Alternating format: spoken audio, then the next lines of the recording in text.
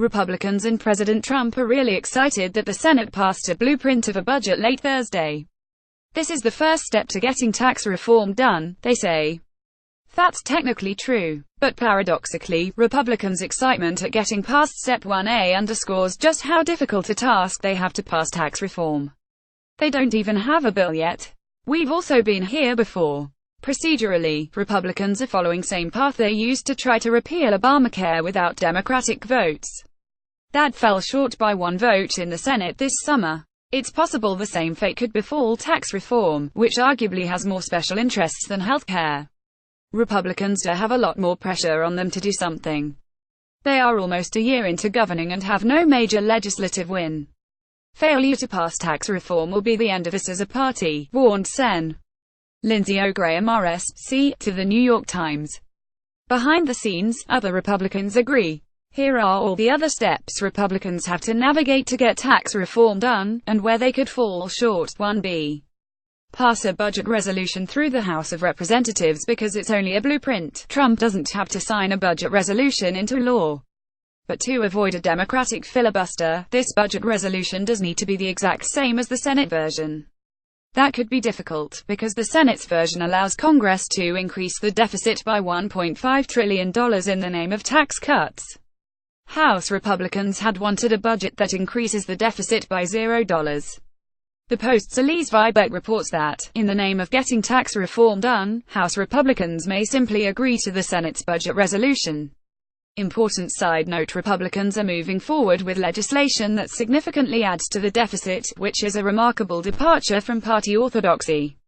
Republicans pride themselves on being the party of fiscal conservatism. The Post's Tony Neumeyer, author of the Daily Finance 202 newsletter, calculates the $1.5 trillion deficit will blow a gaping hole in the deficit, roughly twice the size of the 2009 stimulus package that 38 and Senate Republicans opposed. So why have Republicans given up on getting something revenue neutral? To answer that, let's jump to number 2, which is one of the biggest, and most difficult, steps in this whole process. 2. Write a tax bill. In September, the White House and congressional Republicans released a tax blueprint. It was loaded with all of the good stuff that politicians like to sell: tax cuts for everybody, for the wealthy, for small businesses, for the middle class. But this blueprint did not touch on how they were going to pay for all of these tax cuts. Some budget experts estimated this plan would cut $5 trillion in tax revenue over the next decade. Republicans decided this week that they will try to keep this tax bill in the $1.5 trillion price tag range. So now Republicans have to find a way to raise taxes on some people and businesses.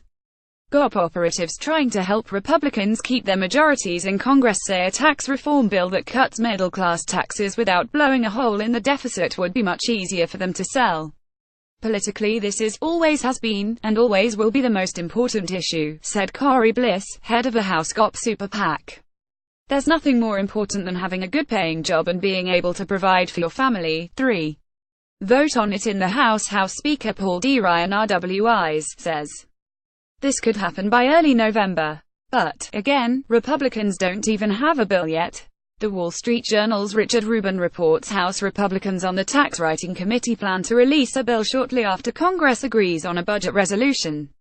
This bill would detail where Americans fall on simplified income brackets and whether Republicans will cut state and local tax deductions, child tax credits, or the popular mortgage interest rate deduction to pay for the tax cuts.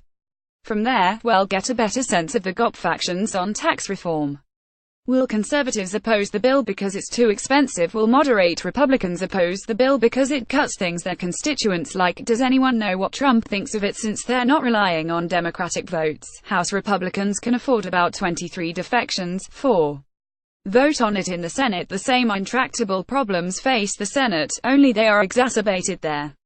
Republicans can only afford 2 defections. This is where an Obamacare repeal effort died.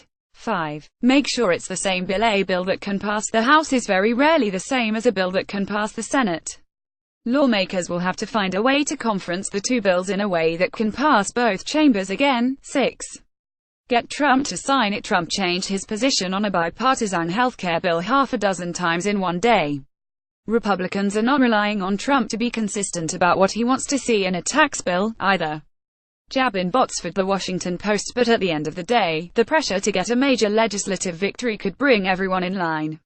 All this revolves around two things, said former GOP Senate Budget aide Steve Bell. GOP desire to have done something before the 2018 elections and Trump's desperation to sign a tax cut in a Rose Garden ceremony.